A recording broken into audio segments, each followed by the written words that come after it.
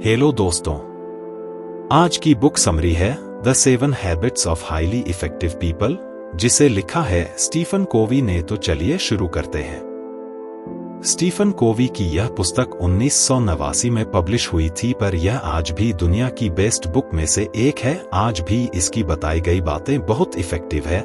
इसमें 7 आदतें बताई गई हैं जो एक इफेक्टिव व्यक्ति बनने के लिए जरूरी है।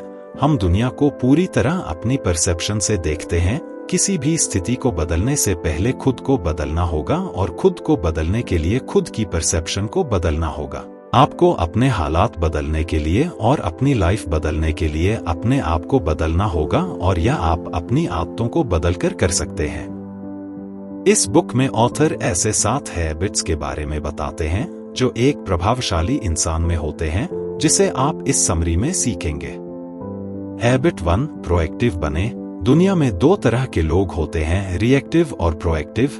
रिएक्टिव लोग हमेशा किसी भी बात के लिए दूसरों को ब्लेम करते हैं, अपने सारे हालात के लिए परिवार, सरकार और कुछ नहीं तो किस्मत को दोष देते हैं। वह सोचते हैं कि वह कुछ नहीं कर सकते, उनके हाथ में कुछ नहीं है। दूसरी तरफ जो प्रोएक्टिव लोग होते हैं, वह किसी को दोष देने के बजाय जो हो गया है उसके आगे क्या किया जा सकता है उस पर ध्यान देते हैं। वह जिम्मेदारी अपनी ऊपर लेते हैं। हम इंसानों में यह गुण होता है कि हम किसी भी स्थिति को किस नजरिए से देखें और कैसे उस पर रिएक्ट करें। खुश होना या दुखी होना, परेशान होना या अवसर तलाशना, यह सब हमारे चॉइस पर ही निर्भर करता है।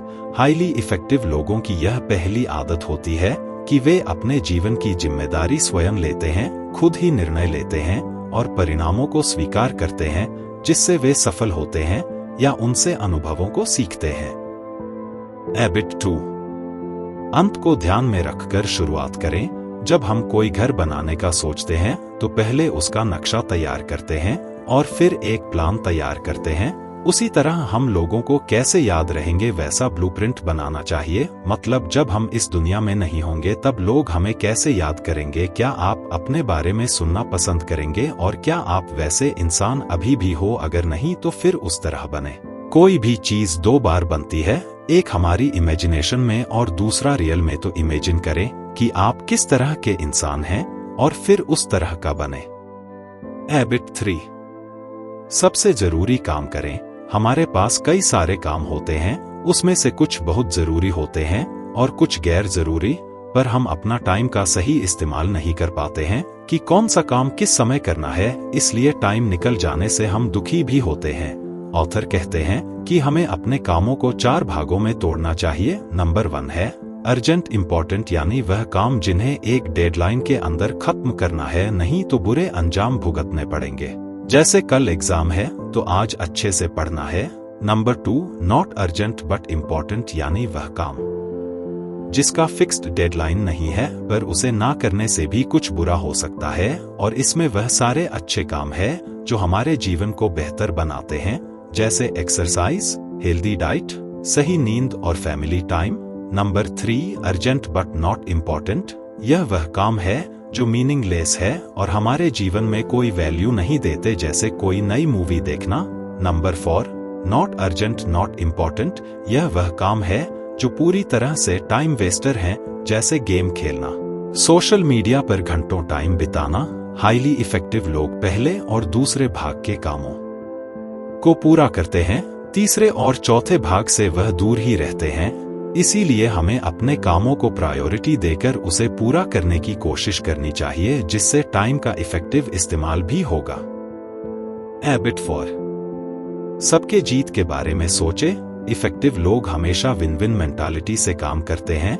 वह अपनी जरूरत और दूसरों की जरूरत को ऐसे जोड़ते हैं जिनसे दोनों को लगता है कि फायदा उन्हीं का हुआ है। कोई भी स्पोर्ट में ऐसा होता है कि एक टीम जीतती है और दूसरी हारती है, पर लाइफ के खेल में ऐसा नहीं होता है। हमें जीतने के लिए जरूरी नहीं कि किसी को हराना पड़े। दुनिया में सभी के लिए सब कुछ सफिशिएंट है। विन विन सिचुएशन ही एक सही रिलेशन बना सकती है। पहले समझना होगा कि सामने वाला क्या चाहता है और अपनी रिक्वायरमेंट क्या है, फिर इन दोनों में तालमेल बनाकर काम करना होगा। हैबिट 5, पहले समझना फिर समझाना।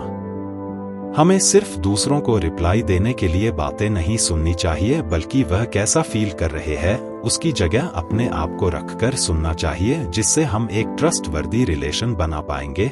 हाईली इफेक्टिव लोग दूसरों की बात सिर्फ सुनते ही नहीं है, बल्कि उसे कैसा महसूस हो रहा है, उसका नजरिया क्या है, वह समझने की कोशिश करते हैं। जब वह दूसरों को समझ लेते हैं, फिर कुछ समझाने की तरफ बढ़ते हैं। हैबिट 6 सिनर्जाइजिंग जाइज एक ग्रीक शब्द है जिसका मतलब है वर्किंग टुगेदर।